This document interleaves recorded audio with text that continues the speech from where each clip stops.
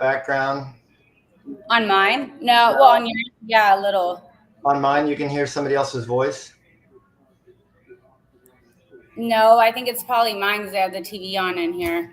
Okay. I just want to make sure because I can hear the guy in the office next door. And Oh, I no, want it's to make not sure bad. that. Okay. Oh, hi.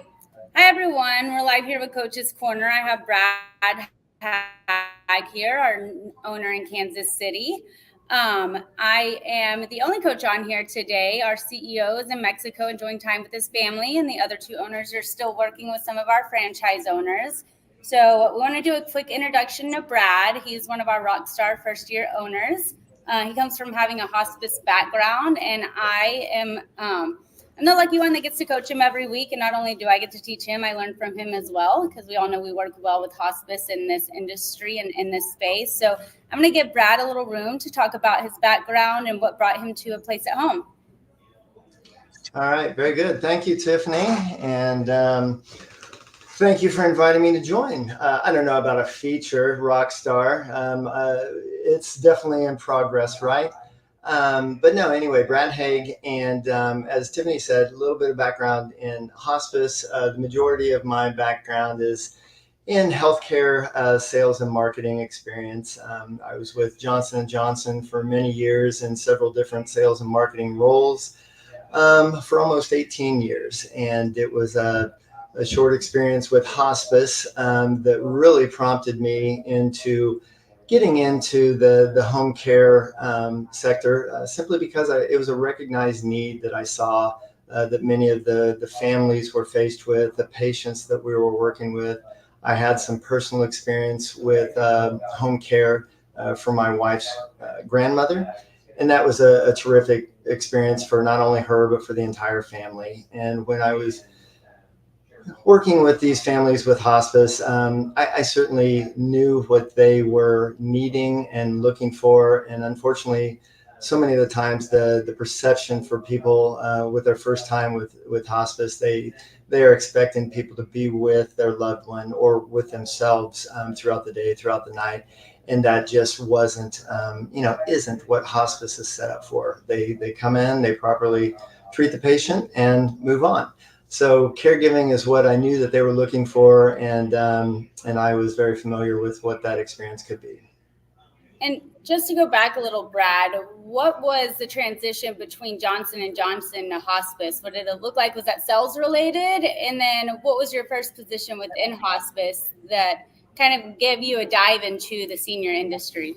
Yeah, so the experience I had with Johnson & Johnson, so it was a company called Ethicon that I worked with, and that's a business unit within Johnson & Johnson that is specific to surgical and medical device. And within my sales management experience, I had kind of a unicorn experience where I found an opportunity to utilize nurses as nurse educators for the products that we were promoting.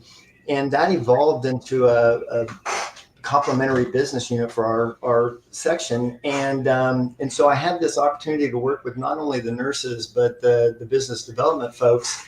And we really had a terrific experience of creating this very productive culture where it wasn't that we were treating the patients, but our business unit became very patient-centric in its approach.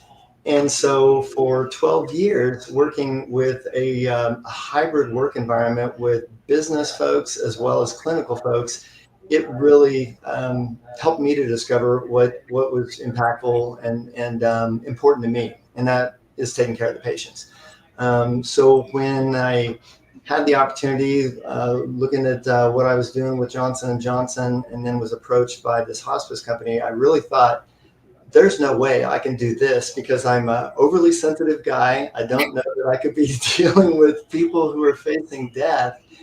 And I reached out to some of these nurses that had worked with me, and they came from hospice background. They said, really, this would be something that I could see you enjoying and making a difference. And so what I was most fearful of in interacting with those patients and their families became what I treasured most. And I learned a lot about life in those moments. And my experience in hospice wasn't very long, but it was very impactful. And so I realized what was very important, what was needed. And then I was personally going through a little bit of a situation with my own parents. And I don't live in my hometown. I'm from Topeka, Kansas, which is an hour away from Kansas City. And just the pressures and the guilt, to be honest, of feeling like I can't be there for my parents as much as I would like to be there. So it really impressed upon me the significance, the importance, the need for home care. And I thought, boy, this is just kind of a sign that I was meant to do this. So I like to dig deep into my owners' history and their past because I feel like that's what develops them as current owners. And we all have different histories. We all have different past. I was 23 when I started in home care and didn't have any history or past as an only child either. So I think it's kind of fun. What would you say were your big takeaways from the two things that you did in those two sectors and how it's helped you become, the owner that you are today with home care? Gosh, there are a lot of things as an owner I'd like to change about myself, but the thing that probably is I guess the biggest leverage is the experience that I had with healthcare. Was certainly a lot in the institutional setting. So the acute care, the hospitals, the health systems. I worked some in outpatient care, outpatient surgeries. I worked a lot with the healthcare economics and how decisions made within health systems, or even conditions. And the whole debacle we run with in healthcare today is the impact of readmissions. So I see what not only the patient outcomes, the patient circumstances, what it does immediately for not only the patient and their families, but how that can tie back to the healthcare institutions. And so I have a broader perspective of how everything can work.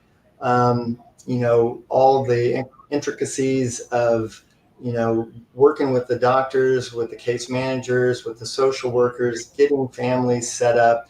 It's helpful to have that background. And that's what I always like to do with, even if we don't get somebody as a client, is helping to connect the dots for those families in need, because it's a very complicated, world for the aging individuals. So that part, plus even before the healthcare, the sales management, just working with people, working with the development, whether it was in sales and marketing, but even with the nurses, I was never responsible for their clinical development, but how to work with one another and work with people. So creating the teams, creating the productive work environment, that's certainly been beneficial. So leadership and then cohesiveness, even between, and what I translated into home care is making sure your office understands your field staff and how to work together for the betterment of, the client's care. And I think you're still in the beginning phase of, because it's a one-man show now. You come from a hospital system or a big company like Johnson & Johnson, and, there's somebody for every part of the business. So now you're a one-man show, and we're getting it all organized, and we're getting the systems in place. I love your background, and as your coach, I know we can do so much with readmissions and getting in those hospitals and having a better understanding. But let's go back to the first year of your business and kind of what it's been like to, kind of be on the other side of things where you're not part of a big corporation. You are the corporation. Brad is the corporate office for a place at home, Kansas City. So tell me what it's been like working with yourself with a company like ours, having tools ready, but also having to learn every aspect of the business. Oh yeah, no, it's kind of like it's taking a drink out of a fire hose, right? And every day I seem to have an argument with the owner, the guy in charge. That's me.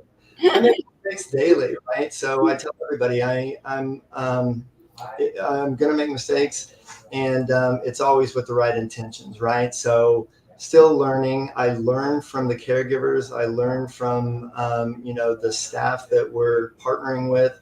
I learn from my referral sources. The one thing about Kansas City I love is the senior focused experts network very well together, and they are very supportive. And I haven't found that to be the case in every part of the country that I've worked in. So I'm very grateful for that. You're right, one man show. I mean, when I was working for a big corporation, things were done for me. have to do from the very preliminary of the recruiting all the way up through the onboarding. I would have the cream of the crop presented to me on a resume, and then those top few candidates were presented to me as far as interviews for my picking. So having to do everything myself was a humbling experience. It still is. Never did the financing, never did the administrative. I'm the last person that should be teaching somebody administrative responsibilities. But I had to do that. And I knew that during the discovery phase, I knew the first year would be the hardest because I'm pretty self-aware. I know what my strengths are, and I certainly know where my weaknesses or learning opportunities, as we like to call them, but I still struggle with those. So, I've had a very successful career, but I'm very honest with myself saying that it's only been because I've surrounded myself with great people. And I always look for people that are better than I am to do the things that I can't do. So I'm still growing with that. I have been fortunate to surround myself with some really good people, and we're growing and learning together. So it's been a very humbling, chaotic first year. We've had a lot of experiences that I would have thought would have taken 10 years to see some of these things, but they all happened right out of the gates. And that's because we opened the gates with, our first through clients were 24/7. So it was just no wading into the deep end. It was just a head dive first.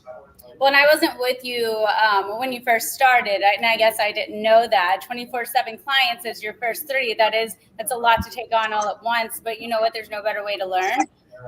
Just being thrown into the fire sometimes. And I want to go back to what you said about you have to do it all. When I was younger and I started this, when I got into this business, I hired somebody at one point that was a social worker, and she came in and she's like, man, you're like a Swiss Army knife. And that's what you have to be as an owner. You're a Swiss Army knife. You're doing it all. You're doing the sales. You're doing the recruiting. You're doing the payroll and billing. You got to look at your QuickBooks. So you quickly do become a Swiss Army knife, and you have your skills that you're already good at that maybe you don't need to sharpen as much, but now we got to sharpen, the other things that we don't love so much, but that's a part of being an entrepreneur. And so, obviously we vet our owners really well, and that's why we have some of the best I've seen in the industry. But it is a whole different side of things for you, Brad. I can't imagine coming from Johnson & Johnson. I've never been a part of a company that big to being a one-man show. Well, no, it is. Because they gave me a great support system. I know what good looks like. And, with that company, I never felt like I had to make a decision that could be wrongful. And so I like to minimize the gray area. Everything is either black or white. It's right or wrong. And that was my upbringing.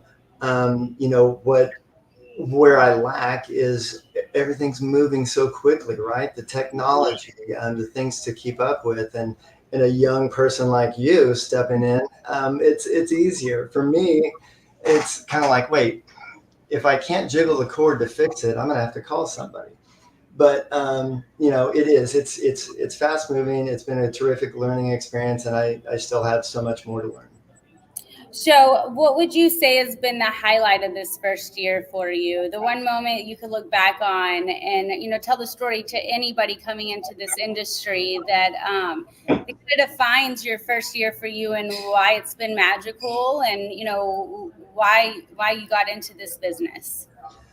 Oh, so I would say, with the chaotic experience of setting up the initial clients, which came pretty quickly after we opened the doors, we were faced with a lot of challenges. And, with that comes a lot of fire drills. And probably the biggest takeaway and success is that found ways to provide the resolution and kept working with that. So what could have been just a total derailer, it never was. So that was kind of a change in mindset, if you will, and learning and growing from those experiences, because that's kind of the world we're in. It's not a steady corporate experience. Every day presents itself with different challenges, and it's not just the challenges or the things that happen with our clients, right? It's with our caregivers. It's with us. So, the success was that we didn't have to wait too long before we gained our first clients. But with that came the introduction, the slam of all the challenges that come through, and figuring out ways to do it, realizing, the resources that we could use, the things that we could leverage. That was the greatest probably success, was that we had business pretty quickly.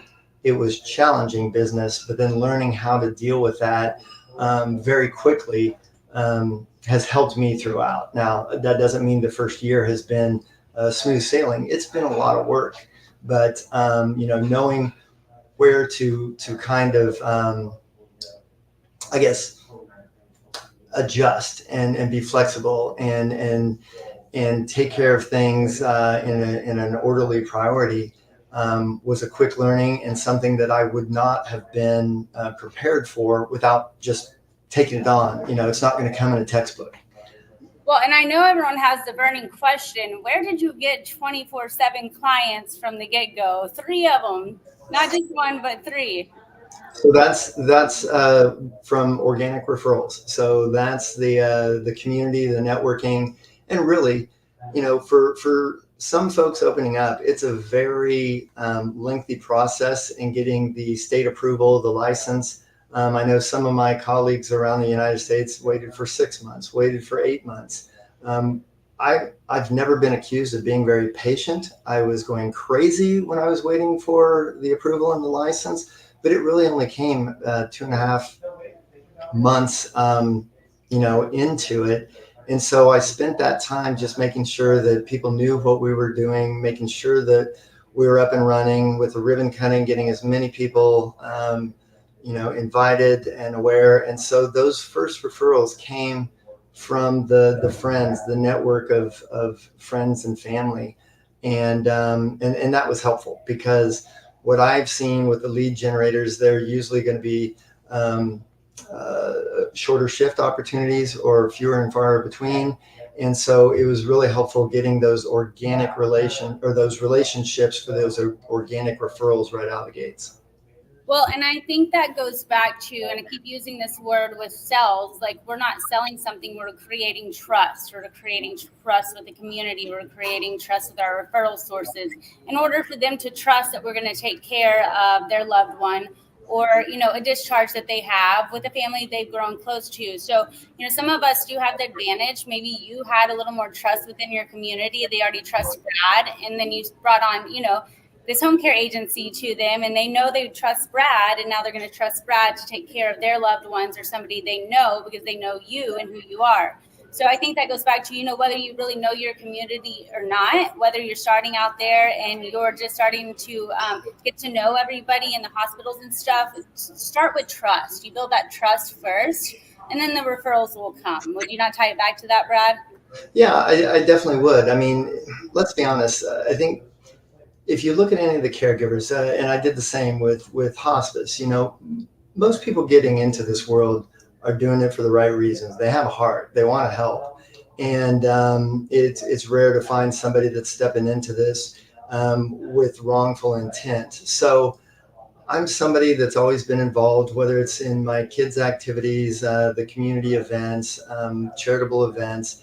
And so if you're starting a business like this, you're already recognized for being involved and being somebody that's interested in others, wanting to help others. And so that's kind of where the foundation really begins, or at least it did for me. Certainly I had the healthcare connections, and that's beneficial. But really it is, people recognizing you for who you are or what you stand for. And, I think that's kind of what we hope for, for everything, right? That's the legacy we intend to leave. And so certainly that's the perspective you want others to have of your service. Right. And I want to go back to, we all make mistakes our first year. I actually got into a business that was already started that had a lot of mistakes that had happened, and I had to clean up fast and learn quickly. But, I always think, and I say this, patient care comes first. Let's make mistakes in the back end. If we forget something here, we don't follow the process here, and we have to go back and create a plan of correction or something, to make sure everything does go smooth going forward. If we're taking care of the clients first, then that other stuff will happen as long as we attend to it. But our main attention should be with our first few clients, that patient care piece. Yeah. And it sounds like you did that really well. Well, and that was the whole objective of opening this service, right? This company. I mean, what I recognized in hospice was that, with all the right intent, hospice is an amazing service. And, the reality is the folks that are providing that care, they can be overworked and maybe undervalued. And you don't get maximized care for a patient if the people providing that care aren't at their best, right? So not only was it an objective of opening these doors to take care of the clients as a primary objective, but it was to provide a productive work environment for the caregivers, because if you're not taking care of the caregivers, you're not getting that maximized experience for the client. So it was definitely twofold, and you're right. I mean, coming out of the gates, I had to stay focused on that. I wanted to do right by the clients, do right by the caregivers, and that was the number one priority. And there's so much going on beneath that surface that would need to be adhered to, corrected, things like that. But those were the two primary points of emphasis, and by starting out that way, that's been easier to carry along with. And you're right, the cleanup, it needs to take place. It has to be done. You want to do everything right, but you can't do everything at once. And so you stick with the priorities. That's what I found. Unlike you, the mess that you walked into, that was somebody else's doing. Well, I think I've told you this story. I was 23 and I get a call saying the workers' comp insurance is being canceled. And I'm like, what is workers' comp insurance? And I see an AR report with negative 500, almost $500,000. And I'm like, what's an AR report? Why does this look negative? So yes, I had a big mess. Now we have our own messes our first year, and I'm going to say a disclaimer: follow your rules and regulations and follow your policies. But then I will also say patient care comes first. If we miss something in HR, if something is overlooked by accident, we can get back to it. We have to get back to it, but patient care comes first. And I think that's why Brad got his first 3 referrals, probably his 24/7 clients. And I do want to touch on Brad, because I know you said this to me from the get-go. It's very important to you that we take care of our caregivers and our CNAs. And I think coming from the hospital, you saw nurses and you probably created relationships with them. Some hospital systems are better than others at taking care of them. You might have learned a few things. What do you do to separate yourself to make sure they are taken care of? Because if we're taking care of them, the clients are taken care of. What are some things that you do, and what advice would you give to new owners and, building that relationship with caregivers and being the preferred company to work for? Well, I mean, I hope the differentiator is being recognized that I actually care, right? I'm not just hiring in the masses. I'm pretty transparent with anybody and everybody.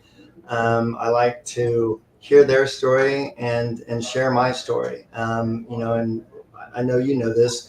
It's very big throughout a place at home that we talk about the why. And so that's the best way to connect with somebody, to understand what are their circumstances, and what are they looking for, what motivates them. So if I can keep that in mind, it helps me not only in identifying the proper assignments for them, but showing and demonstrating that I genuinely care. And I do the same thing with the clients. It's sometimes I feel like I'm maybe overly vested in what's going on, not only with them, but with their family.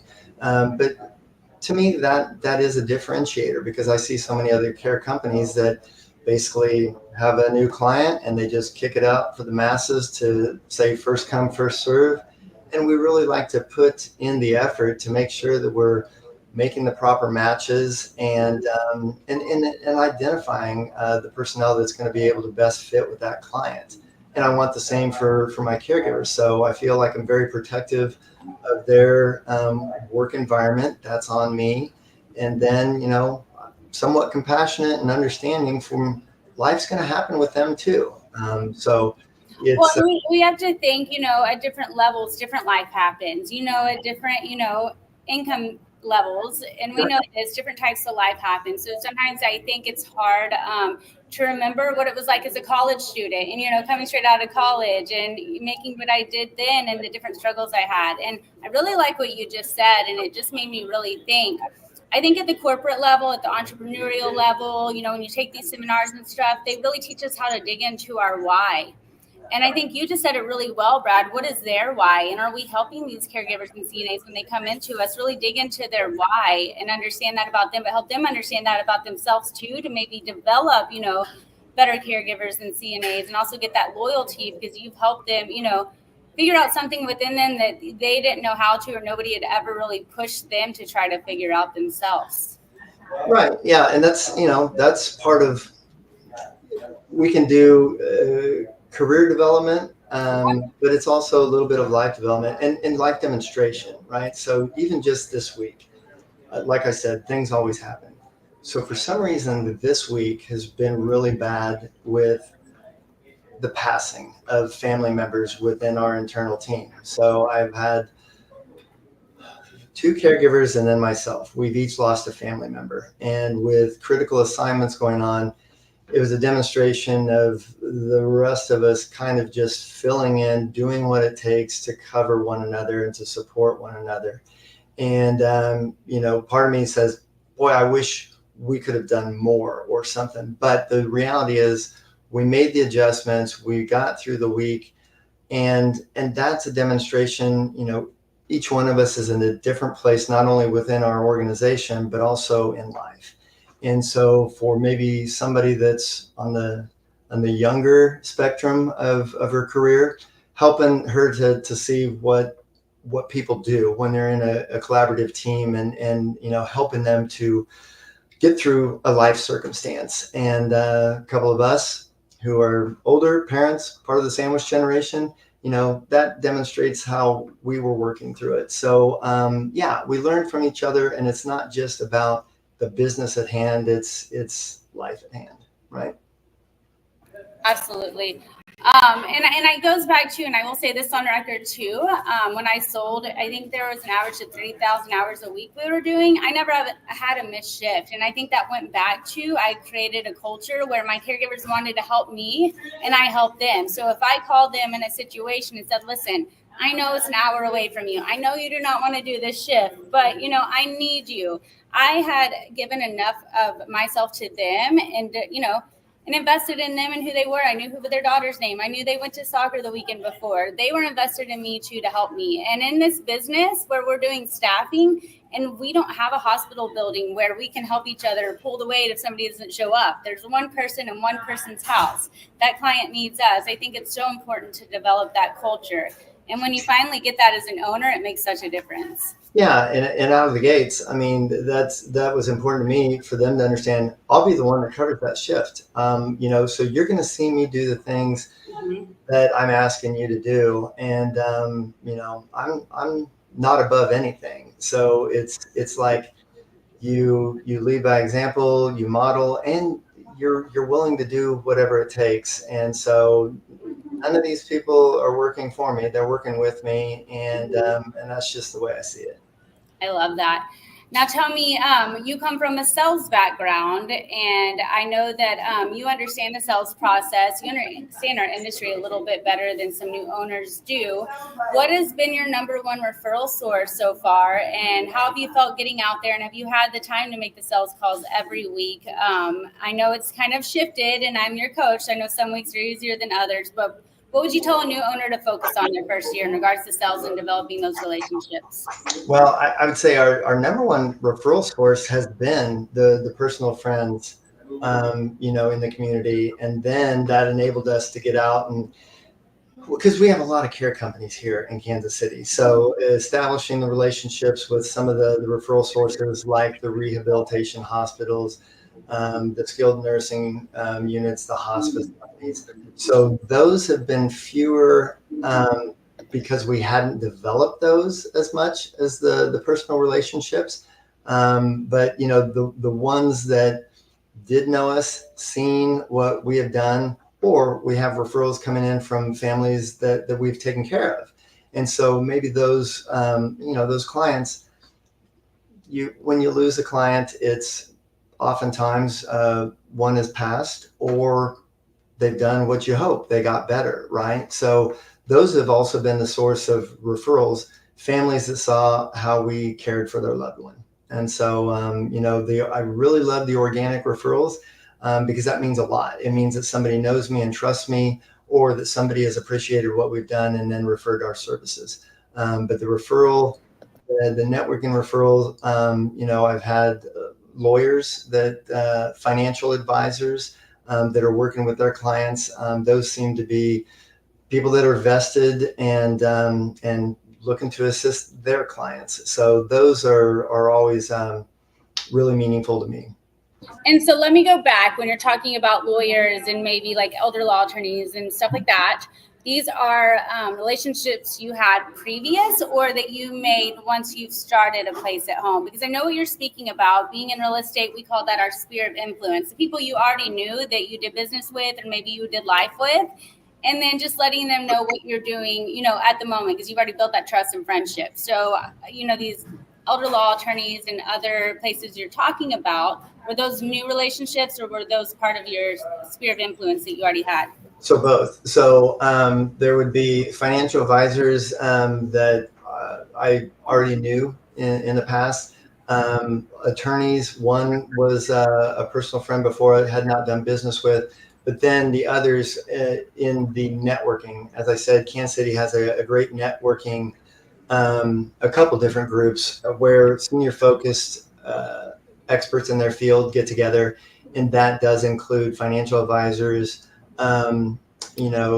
senior advocates, attorneys. And so when you're attending events or networking events, getting to know them, getting to, them on a personal level, because that's basically, like I said, there are several different care companies that are here in Kansas City. So, for me, you mentioned sales, you mentioned marketing. For me, it's always just been the genuine nature, right? Getting to know somebody and you're then recognized for wanting to do the right thing. But that would be my short answer is, well, I guess a long-winded answer is making those connections within the networking and then following up, but certainly leveraging and not being afraid to reach out to tell everybody what you're doing. And I wear our logoed stuff with everything that I do, whether it's an event at my kid's school or anything, because it can bring up the conversation. I love that, especially so in different areas, it's different. Smaller rural areas, I think the cards work really well. Wearing your branding everywhere is super important. Now it's important everywhere, but sometimes in places like Dallas, you could get lost in the mix. But I think it's important for areas where maybe the population is a little less dense to really wear the brand proud and represent it, but don't drive too fast if you're driving a wrap car. Right. Yeah. Oh, yeah. No, I had an experience when I was working for the hospice company. We actually got a phone call that one of our cars was seen driving a little erratically. And you don't want that. But the other thing I would say is recognize if you've got a special interest within your community, or there's something that differentiates you from the other care companies. And that could even be a cultural thing tied to maybe a specific religion, and reaching out to the church, the synagogue, whatever it is, to kind of emphasize that this is what you do. And that can build a following real quickly, especially out of the gates, and get you recognized for a particular demographic of choice. And that's one way to start. But I had an experience with that, and that's just another way to kind of not pigeonhole yourself into a categorization, but to develop something that nobody thought of or or had addressed. I think it's thinking outside the box sometimes. Here in Houston, we just had somebody start themselves with one of the owners who's worked for a franchise system called Serpro. So they go up and do remedial, services and stuff if there's a flood or something. She knows all of the owners and all of the people in her area. And I said, listen, nobody's going and selling to them. I guarantee you every once in a while they're going to seniors' homes. There might be an opportunity there. A flood happened. The senior needs to go somewhere else and needs a little more care. There are things like thinking outside the box, but using your people. We should stick to our core referral sources. Those are going to work, but also thinking beyond that. Yeah. No, that just the specialization kind of came to me when I was asked specifically to find a unique, language speaking caregiver. And I didn't have the resources, but I knew where to look. And then I was able to fulfill that client request. But when I thought about that, I thought, that would be somebody's opportunity to build that community and awareness. And especially if somebody is in a city that, where that's not recognized or not available. Exactly. And that goes, sometimes I think we have blinders on in our business and everything we do. Like we're just focused on what we think works and know works. And that's opening up your ears and listening to what's going on around you and then figuring out how you can fit into that. And that's how some of the most creative referrals can come. And you then are going beyond what everyone else is trying to do and where everyone else is trying to get referrals from. You're now creating these relationships that nobody else has thought of. I want to go to, what would you say your number one challenge was year one? And what advice would you give to a new owner to maybe, if they don't have to face this challenge, or if they could see it ahead of time, how to overcome it? What would your biggest piece of advice around that be? And what was that challenge? Biggest challenge is trying to do everything myself. If I was to go back and do it all over again, I would probably have someone with me with more strengths and administrative tasks set up and kind of growing along with me right out of the gates. That's probably where I got backed up trying to do everything myself. And then when we were so busy, not being able to have somebody doing some of the background things that I needed to be done while I was taking care of the client care, the caregiver care. And so that put me behind and then playing a lot of catch up, as you would say. So that was probably the one thing that I would say right out of the gates. I would look for a little help.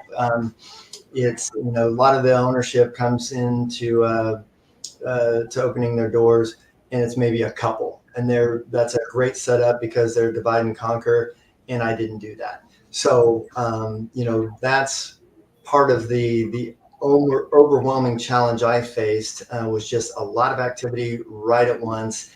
And had I had a support system or at least a staff member that could help out with that, that would have made it easier for me. And that would have enabled me to get out and do some of the marketing that I would have liked to have done in that first year. So I came into an existing franchise, that I ended up buying. So I was never in the position of being the one-man show. If you're looking back financially and at the books and stuff, would you have been able to bring them on, or would you have just bit the bullet and done the right, things, built the community? I mean, how would you look back on that? And yeah, so that's a good question, because that would have been probably a different way of setting up. Some people go out and they get the loans to set up the business. And I didn't do that. So I was working with personal finances, and so I was pretty conservative on that approach. And I probably would have done a little bit more of a blend out of the gates to set up for faster success, because again, it started off really, really quickly, and then that momentum, if because there are ebbs and flows. The momentum probably would have been a little bit more steady had I financed and then quickly been able to pay that back. But yeah, that was a consideration, and that would have been probably something I did differently, or just budgeted it differently, right? Yeah. And so no, good question, and that's a difference maker for sure. And I'm gonna kind of I'm going to call you out here. I know that you had a employee that was working for you that was a solver out of the country. And I know you had mentioned to me, I wish I would have been able to manage them better, or I wish I would have known things to give them the tools to be successful. And I know that you had a great solver, but I'm just asking, what would that look like? And, if you could give somebody advice, if you're going to bring somebody on or bring a solver on, or whatever it looks like, how do you set them up for success? Yeah, I mean, I think the Salvo program and the remote employee is terrific, and I really liked the solver attached.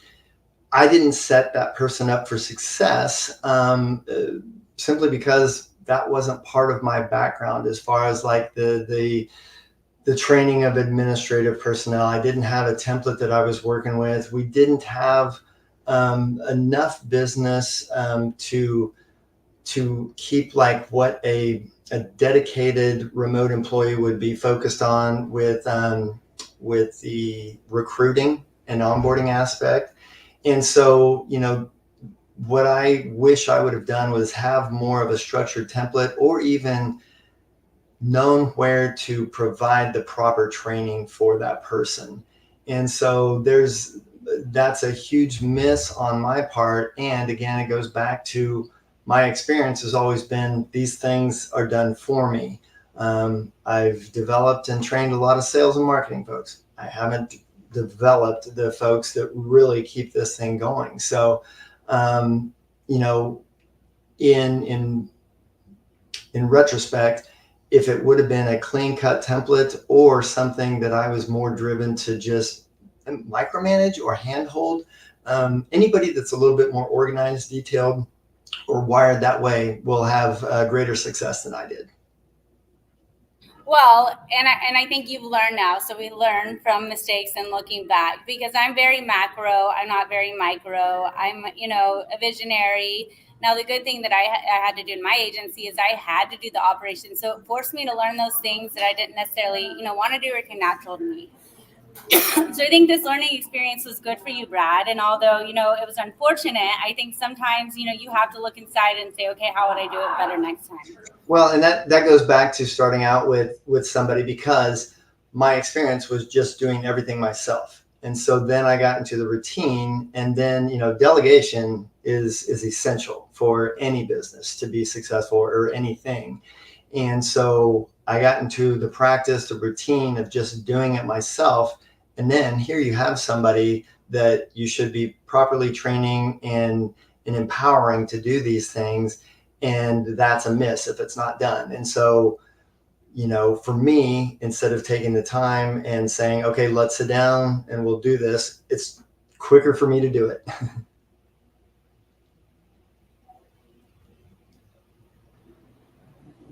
Can you hear me? I can hear you now. Okay. Yeah, no, sorry. I'm in a hotel room, everyone. I'm here on a site visit. So I was making the most of where I could do this live call. I'm about to go to a VA event with one of our owners here in Woodland. So I am in the corner of a hotel, not the coach's corner. But yes, absolutely, Brad. And I think sometimes, you have to trust. You can't micromanage, but you need to audit. And I had this talk with another one of actually my office managers the other day. Let them have their space, but have audits in place once a week where you go double check their work, and you let them know ahead of time. I'm going to do 2 chart audits, and I'm going to do, 2 employee audits. And then you have a routine. They know it's coming, and you still have, a pulse on your business, but you're not micromanaging them. Well, and that would be a good tutorial for me. So you're right. All right. So my last question is, and it's around recruiting, because I know, things changed a lot during COVID. Even before COVID, it wasn't always the easiest business to recruit for. It had ebbs and flows, but what would you say, what would you tell new owners when it comes to recruiting, finding good employees, what works, where you find your best employees and where they've come from? Oh, well, gosh. you know, we use Apploy, which is going to kick out the job postings not only to Indeed but to other sources. So the majority of our applicants come in through there. But obviously, you're looking for the caregivers that are working with you, and asking them for referrals. So some of my best caregivers have come from our caregivers that have already been working for us. Putting out to friends and neighbors, the needs. Same thing. Those kind of referrals coming in are just as essential as trying to get the new clients. So I've had good caregivers come just from friends, people that knew me from the schools. But I can even say one of my most loyal, supportive, and will help with anything caregivers just walked in off the street one time. She saw the website, she looked us up, and she didn't schedule an interview. She just walked in, introduced herself, and she's been amazing. So the majority of our applicants go through the employee system, but the ones we really I don't want to say value, but what really gets us excited is when you've got an internal referral or somebody that has reached out saying, I think you would really like this person, and they clearly like us enough to recommend somebody to come to work for us. I love that. I got a lot of my employees from other employees, and then you just build a family. Everyone knows each other. Christmas parties are fun, and they start sending you more people. Yeah. We have about 5 more minutes, Brad. If you could give everybody just one piece of advice if they were going to come into this system and buy a franchise. And if you could leave us with one thing for existing owners that you think they should know about your business that maybe they're not doing. You're wanting me to recommend to... I am. Come on, Brad. So for anybody considering, I mean, for me, it was that I recognized that home care service was meant for me. And there were a lot of opportunities to, look with other companies. There are some bigger ones out there. And so I did the research. What I found with the Place at Home was that they see things the way I do, that it's human centric. And that was what I recognized was the need when I was working in hospice. And, it's easy to say that that's the way it is, but I was able to connect with the Place at Home, go to the corporate office, not only just listen, but truly see that, they were genuine, people-centric, focused, and very supportive.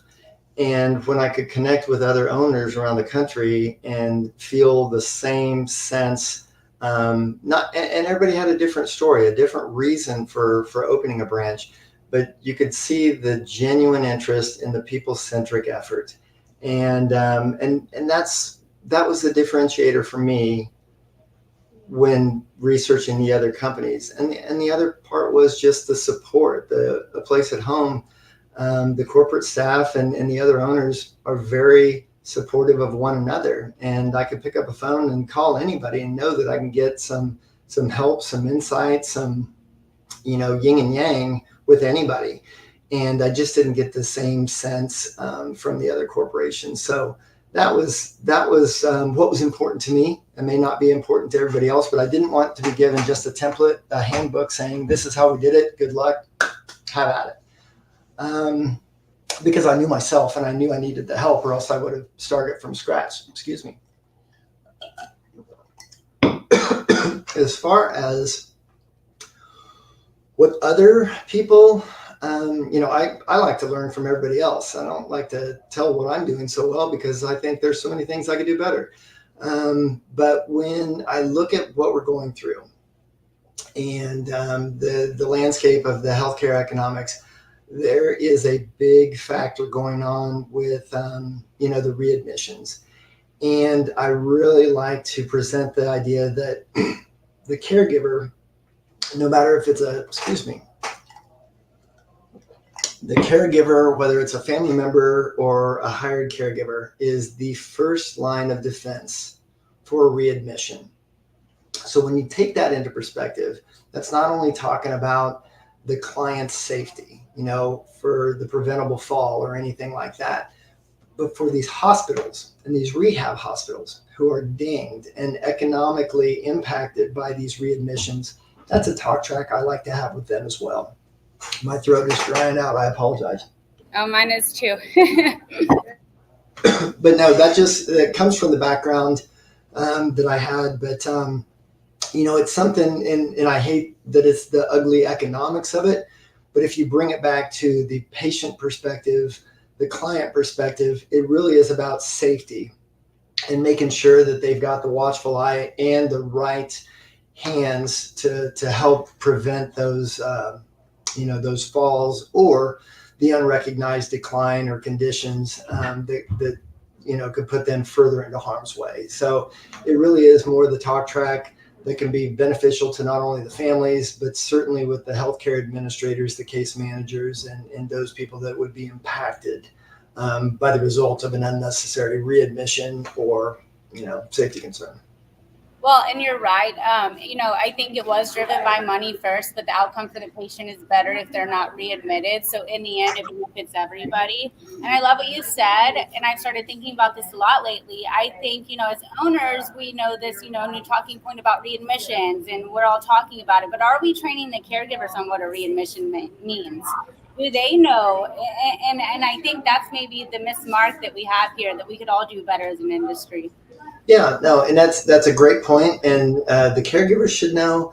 The reality is even the hospital staff, because even the case managers or even the physician that is discharging a patient, they don't know that kind of an impact. It's really going to be the folks that are, the C-suite executives, the quality manager, things like that. If you dial it down to a rehab hospital, they're most, they're going to be concerned with their patient satisfaction scores and things, but it's an education that more people than you can think of need, and that goes not only within our own internal staffs, but even throughout the healthcare. So it's just something that I'm familiar with. It helps to open the doors and bring on consideration. But again, when we're looking at home care and wishful thinking that Medicare would help to provide that as a benefit. I just think of the Medicare spend that goes towards readmissions or admissions that could have been preventable. And that's why I use that caregiver as the first line of defense, because there is such a ripple effect on preventable falls or things like that. And, again, if you just dial in back to doing the right thing, it's about the client's safety and making sure that we've got the right people assigned, trained to take care of them properly. Well, and I'll wrap it up with this. I think that goes back to, and I said it on another podcast here, and in America, we've always been reactive. We don't do preventative things. So I think this takes it back to, if we start preventing things and we're not always reacting, and then we're not always trying to figure out how to save money by, preventing these readmissions again. So I think we can be a part of the solution. And I'm so happy to be Brad's coach, because he gets it, I get it. And I can't see what we do together this next year. But thank you so much, Brad, for being here with us. I know you're busy. Yeah. Thank you for inviting me. And thank you for all the great information you shared with everybody. Oh, thank you. Have a great day. You too. Bye. Bye.